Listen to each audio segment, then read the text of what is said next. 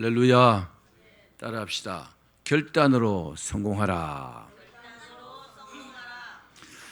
우리 주변에는 어떤 터닝 포인트, 인생의 터닝 포인트가 많잖아요. 그럴 때 결단을 잘 함으로 성공한 사람들이 굉장히 많습니다.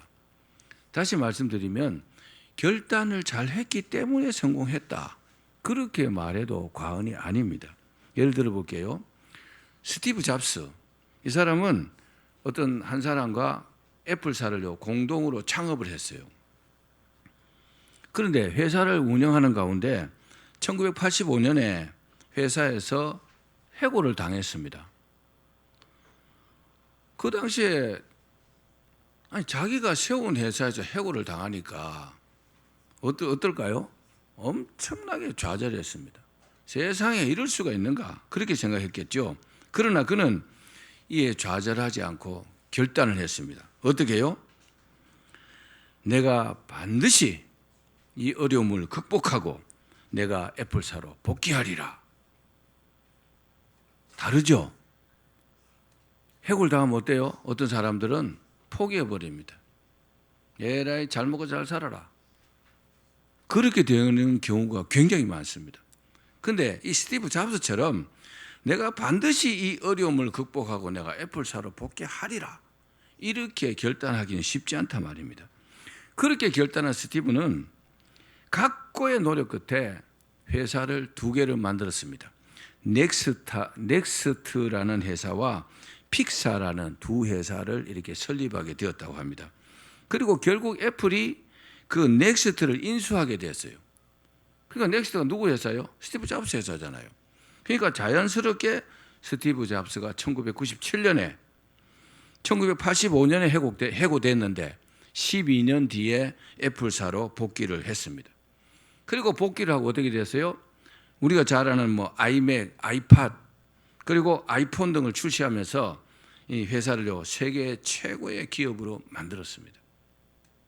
스티브 잡스가 이렇게 성공한 이유는 자기가 해고를 당했을 때 내가 반드시 일어나리라, 그렇게 결단을 잘했기 때문인 줄로 여러분 기억하기를 바랍니다. 그의 어떤 그 혁신적인 사고와 혁신적인 사고가, 결단과 혁신적인 사고가요, 이 애플사의 성공을 이끌었습니다. 또 한 사람이 있습니다. 또 지금은 세계를 이끌어 간다고 해도 과언이 아닌 사람이 한 사람이 있습니다. 누굴까요? 일론 머스크입니다. 이 일론 머스크는 페이팔을 자기가 매각을 했어요. 매각을 하고, 그리고 그 전기차 회사 테슬라와 그리고 우주 기업 그 스페이스 X에 어떻게 했느냐, 전 재산을 거기다 투자를 했어요. 쉽지 않죠. 여러분, 부자라도요, 대기업 회장도 자기 전 재산을 어디다가 이렇게 투자하는 것은요, 엄청난 결단력이 필요합니다. 잘 될 수도 있지만 잘못될 수도 있잖아요. 그런데 그렇게 과감한 결단을 내려서 전 재산을 투자를 했습니다. 특히 스페이스 X는 초기에요, 로켓 발사를 했는데 계속 실패했습니다. 로켓을 한번 쏘아 올리는데 돈이 어마어마하게 듭니다. 그래서 파산 위기에 몰렸습니다. 이제 망할 수도 있는 겁니다. 그런데 이 머스크는 포기하지 않고 마지막 자금을 거기다가 투입하는 결단력으로, 그리고 결국 성공적인 발사를 이뤄냈습니다. 이 일론 머스크의 막대한 투자와 담대한 투자와 또 결단으로 현재 테슬라는 어때요? 전 세계 전기차 산업을 주도하고 있습니다. 그리고 스페이스 X는 민간 우주 탐사 시대를 열었습니다. 지금 거기에 그 사람들이 내가 달나라에 가겠다 이렇게 신청한 사람들이 어마어마하게 많습니다. 그 획기적인 일을 이룬 거죠. 또 일론 머스크는 지금 트럼프 행정부의 혁신위원장으로 영입이 됐습니다. 그 장관급입니다. 혁신위원장으로 자기가 그걸 지금 잘 감당하고 있는데, 그 말씀드렸던 두 가지 사례는요, 정말 중요한 순간에 얼마나 결단을 잘하는 것이 중요한가를 보여줍니다. 여러분, 결단을 잘해야 성공할 수 있습니다. 그리고 기독교 역사를 보면은 자서전을 쓴 사람도 있고 참회록을 쓴 사람도 있습니다. 여러분, 자서전은 어떤 때 씁니까? 내가 살아온 일대기를 남들에게 좀 뭐 다 그런 건 아니지만 조금 이렇게 자랑해 보려고, 그죠? 있어 보이려고 쓰는 게 보통 자서전입니다. 그래서 좀 아주 크게 성공한 사람들이요, 사람을 시켜갖고 자기의 자서전을 쓰는 경우가 많습니다. 그런데 자서전이 아니고 참회록을 쓰는 사람이 있습니다. 정말 하나님 앞에 평생 헌신하고 충성했지만 자기가 하나님 앞에 깨닫는 마음으로 내가 뭔가 열심히 했지만 그래도 부족하고 잘못한 게 많다고 생각해서 참회록을 쓰는 경우가 많습니다. 대표적인 사람이 어거스틴입니다. 어거스틴의 참회록이요, 정말 유명합니다. 어거스틴은 젊은 시절에 아주 방탕하게 살았습니다. 그리고 우상을 섬겼습니다. 자기가 살고 나니까요, 이것이 너무나 하나님 앞에 죄송했던 거죠. 또 톨스토이는 과거에 지은 죄와 도덕적 방황을 그 참회록을 통해서 아주 리얼하게 표현을 했습니다. 이들의 삶은 어때요? 우리가 어거스틴 성자라고 그럽니다. 성자. 톨스토이도요, 정말 올바른 옳은 인생을 살았습니다. 그리고 존경받아 마땅할 사람들입니다. 그런데 하나님 보시기에 자기가 생각할 때 자신의 삶을 부끄러워했어요. 내가 하나님 앞에 올바르게 산다고 했지만 과거에 내가 이런저런 잘못을 했다. 그래서 회개하는 심정으로 참회록을 쓴 것입니다. 다른 말로 하면 뭘까요? 영적으로 아주 큰 결단을 한 것입니다. 사람들은요, 자기의 치부를 감추려고 해요. 근데 내가 이렇게 저렇게 잘못한 일을 하나님 앞에 회개합니다라는 심정으로 참회록을 쓰는 겁니다. 정말 훌륭하죠? 감추려고 하는 것이 아니라. 이들은 회개했기 때문에 자기의 죄와 허물을요, 남들에게도 알렸지만 자기 자신이 볼 수 있었던 겁니다. 나는 이렇게 나쁜 사람이었습니다. 나는 정말 하나님 앞에 이렇게 부족한 사람이었습니다를요, 참회록을 통해서 표현한 것입니다.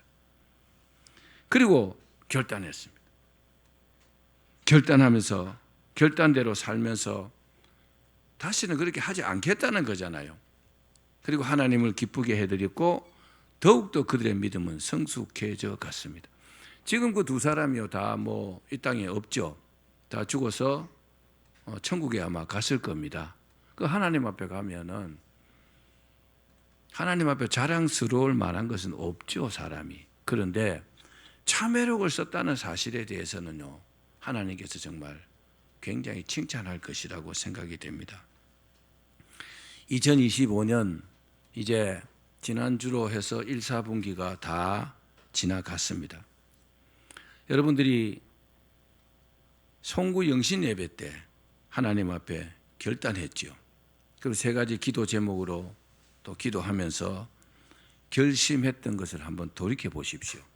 오늘 설교를 들으시면서 그 결심과 결단이 새롭게 되기를, 그래서 그 결단으로 큰 성공을 거두기를 주의 이름으로 축원합니다. 오늘 본문을 자세히 읽어보면요, 우리가 새롭게 결단해야 된다고 말씀하고 있습니다. 뭐 해야 된다고요? 새롭게 결단해야 된다고요. 지난주에도 말씀드렸지만은 내가 수많은 사람들의 지지를 받고 그 사람에게 칭찬받는다고 내가 훌륭한 사람이 아닙니다. 어떻게 훌륭한 사람이라고요? 훌륭한 사람이 자기를 칭찬해야 진짜 훌륭한 사람이라는 겁니다. 저는 참 우습게 생각하는 게 정치인들의 그 지지율이라고 생각합니다. 어떤 진영 논리에 의해서 뭐 누구 지지율이 얼마나 없더라? 그거 사실은요, 하나님 앞에서는 저는 아무것도 아니라고 생각합니다. 하나님께서 정말 저 사람을 어떻게 생각하시느냐? 그게 진짜 올바른 지지율이잖아요. 여러분도 저도 정말 훌륭한 사람이 정말 훌륭한 사람이라고 그렇게 인정하는 그런 저와 여러분 되기를 바랍니다.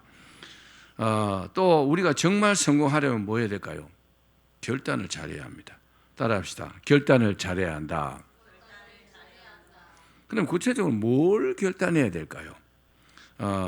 오늘 본문을 중심으로 말씀드리겠습니다. 첫 번째, 따라합시다. 죄를 벗어버려야 한다. 죄는요 굉장히 무거운 겁니다. 굉장히 그 죄가 우리를 꽉 누르고 있어요. 히브리서 12장 1절을 읽어봅시다. 시작. 모든 무거운 것과 얽매이기 쉬운 죄를 벗어버리고, 본문에도 그랬죠. 모든 무거운 것과 얽매이기 쉬운 죄를 벗어버리는 뭘 하라고요? 결단을 하라는 겁니다. 여러분, 죄가 굉장히 무겁습니다. 짐을 지고 있으면 무겁잖아요. 그걸 벗어버리라는 겁니다. 아이고 목사님, 누가 그런 무거운 것을 지고 있고 싶어 하겠어요? 그런데요, 죄를 지으면 자기가 무거운 죄를 짊어지고 있는 겁니다. 모든 무거운 것과 얽매이기 쉬운 죄가 뭘까요? 이것은 우리가 믿음 생활하는데 짐이 되는 것을 말합니다. 예를 들면 세상 염려입니다. 여러분, 어려움 당하면 염려하죠. 근심하죠. 걱정하죠. 그런 겁니다. 왜 걱정할까요? 뭐 여러 가지 이유를 붙일 수 있겠지만은 근본적으로는 하나님을 믿지 못하면 염려하게 됩니다. 뭐 어떻게 되든지 나는 끝까지 하나님을 믿는다. 그러면요 염려가 되지 않습니다. 아멘. 하나님이 책임지실 건데 뭘 염려합니까? 못 믿으니까, 믿지 못하니까 염려하는 거잖아요. 그죠? 근데요 염려를 하게 되면 어떻게 되느냐? 그 염려가 우리를 꽉 누른다는 겁니다. 우리를 막 짓눌러요. 그래서 기도 생활도 못하고 기쁨이 없고 말씀에도 집중 못하는 겁니다. 그 염려로 막 가득 차면요 살기가 어렵습니다. 또 어떤 게 있을까요? 세상 유혹입니다. 돈, 권력, 명예, 향락, 그런 것 같은 유혹들이 우리의 발목을 꽉 잡습니다. 그래서 유혹에 휘둘리면 신앙이요 진보하지 못합니다. 신앙이 발전하지 못합니다. 그리고 얽매이기 쉬운 죄도 벗어버리라고 그랬습니다. 얽매이기 쉬운 죄, 이런 죄를 벗어버리라고요. 사람들은 저마다 영적인 약점들을 다 가지고 있습니다. 어떤 걸까요? 구체적으로 교만입니다. 이 교만은 내가 남보다 낫다는 생각에서 출발합니다. 상대방을 이렇게 무시합니다. 내가 네보다는 낫다. 그래서 어떻게 합니까? 자랑하고 남들을 비판합니다. 또 어떤 게 있을까요? 거짓입니다. 이 거짓에 미혹되면요 나쁜 의도를 가지고 사실을 왜곡합니다. 거짓말쟁이들. 한국 사람들이 가장 잘하는 게 거짓말이라 그러잖아요. 가장 잘하는 게 거짓말이래요. 왜 그럴까요? 머리가 좋아서 그래요. 전 세계 IQ 평균이 한국 사람이 가장 높대요. 유대인보다 더 높답니다. 머리가 좋으니까 자꾸 이게 잔머리 굴리는 거예요. 잔머리. 잔머리가 뭐냐? 잔머리가요 거짓말입니다. 잔머리. 편법을 쓰는 거죠. 우리나라가 사기꾼이 가장 많습니다. 모르셨죠? 왜요? 머리 좋은 사람이 많으니까. 거짓으로 똘똘 뭉쳐 있는 겁니다. 그리고 위기가 오면 어때요? 이 거짓으로 모면하려고요. 막 그 순간은 모면하려고 막 머리를 막 쓰는 겁니다. 그리고 또 뭐가 있을까요? 원망과 불평이 있습니다. 이 원망과 불평은요, 철저하게 자기 중심적인 생각에 사로잡힌 사람들의 특징입니다. 내가 세상의 중심인 겁니다. 어떤 일들을요 믿음으로나 객관적으로 이렇게 보지 않고 내 위주로만 생각하는 겁니다. 내가 가장 어려운 겁니다. 내가 가장 힘든 겁니다. 그러다 보니까 하는 일이 잘 안 되죠. 바로 원망하고 불평합니다. 정말 그렇습니다. 이들은요 모든 것이 하나님의 은혜인데 감사할 줄 모릅니다. 내가 지금 살아 숨쉬는 것도 하나님의 은혜인데, 지난주에 말씀드렸죠. 오토바이를 타고 가다가 땅이 푹 꺼졌어요. 거기 퐁당 빠져가지고 30m 그 깊이에 빠져가지고 시체도 못 찾는, 그런 거 하나님의 은혜라고 말할 수 없잖아요. 그죠? 브레이크 팍 밟았겠죠. 하나님 은혜였으면. 우리가 살아있는 것 자체가 하나님의 여러분 은혜입니다. 산불이 나서 막 타고 있잖아요. 제가 경상북도 의성에서 태어났는데 의성 산불이 얼마나 심했습니까? 그런데 4mm의 비가 왔어요. 그때요. 이 4mm의 비가 와가지고 갑자기요 진화율이 95%까지 올라갔더라고요. 그거 조금만 해서 다 이게 끄게 됐는데 얼마나 여러분 감사합니까? 그 막 타고 있는데 하나님의 은혜로 4mm의 비가 왔는데도 그렇게 꺼질 수 있었잖아요. 여러분 조그마한 어려움이 생겨도 원망하지 마시기를 바랍니다. 그럼요 사람만 취해져요. 자기 입만 더러워져요. 그리고 절대로 부정적인 생각에 여러분 사로잡히지 말기를 바랍니다. 내가 부정적인 생각에 사로잡히면 바로 불평이 나옵니다. 본문에는 이런 모든 무거운 것들과 얽매이기 쉬운 죄들을 벗어버리기 위해서 뭐 해야 되느냐? 결단해야 된다는 겁니다. 따라합시다. 결단해야 한다. 이것을 벗어버리면 당연히요 그 사람의 믿음이 쑥 자랍니다.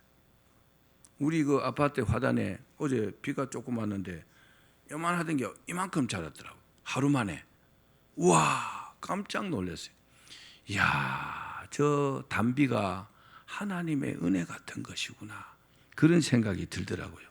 그런 사람은요 결국 믿음 생활에서 승리하게 됩니다. 130kg이 넘는 여자가 있었어요. 젊은 여자가. 비만이죠. 130kg 어마어마합니다. 그죠? 그런데 50kg 대에 건강한 몸매로 변신한 사람이 있습니다. 대단하죠. 그러니까 몇 킬로 뺐냐? 약 80kg을 감량한 겁니다. 이 사람이 다이어트에 성공한 비결은 내가 반드시 다이어트를 성공해야 되겠다는 결단입니다. 그리고 그 강한 의지력으로 뭐 했느냐? 성실하게 그 다이어트의 과정을요 수행한 결과로 그렇게 성공했다는 겁니다. 이런 건강을 위한 다이어트도 참 중요하죠. 여러분 꼭 그 다이어트 하시는 분들 성공하기를 바랍니다. 그런데 우리에게는 영적인 다이어트가 더 중요합니다. 영적으로 내가 무거운 짐들과 얽매이기 쉬운 죄를요 털어내 버려야 합니다. 그러기 위해서는 무엇보다도 대단한 결단이 필요합니다. 여러분 오늘 말씀을 통해서 단단하게 결단하시고 모든 무거운 죄를 다 벗어버리시기를 바랍니다. 두 번째 어떻게 되느냐? 결단하려면 따라합시다. 인내해야 한다.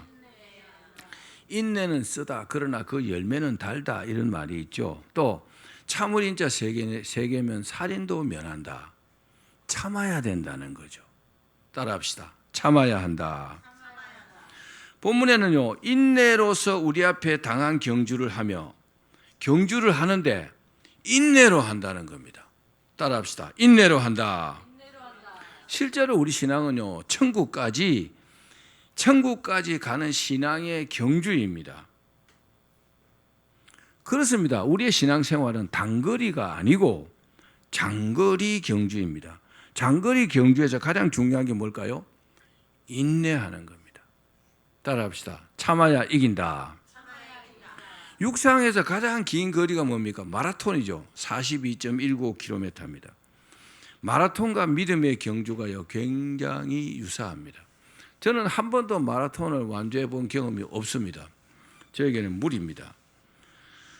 그런데 이 마라톤과 신앙의 경주가 아주 유사한 점이 하나 있어요. 그게 뭘까요? 그거는요 마라톤에서 우승하려면 반드시 결승선을 통과해야 합니다. 42km까지 자기가 1등으로 뛰었더라도 나머지 뛰지 않으면요 우승하는 법은 없습니다. 그렇죠? 끝까지 완주를 못하면 절대로 이 사람은요 입상을 할 수가 없습니다. 이처럼 믿음의 경주도 어떠냐? 인내하면서 믿음을 지키면서 저 천국까지 가는 겁니다. 아멘. 천국까지 가는데 가장 중요한 게 뭘까요? 인내하는 겁니다. 인내하지 못하면 천국에 갈 수 없습니다. 너희 인내로 너희 구원을 이루라 이런 말씀도 있잖아요. 인내해야 합니다. 또 유사한 점이 뭘까요? 장애물이 있다는 겁니다. 장애물. 여러분 마라톤을 하다 보면 어때요? 아주 평평하고 내리막길만 있는 것이 아니고 오르막길도 있잖아요.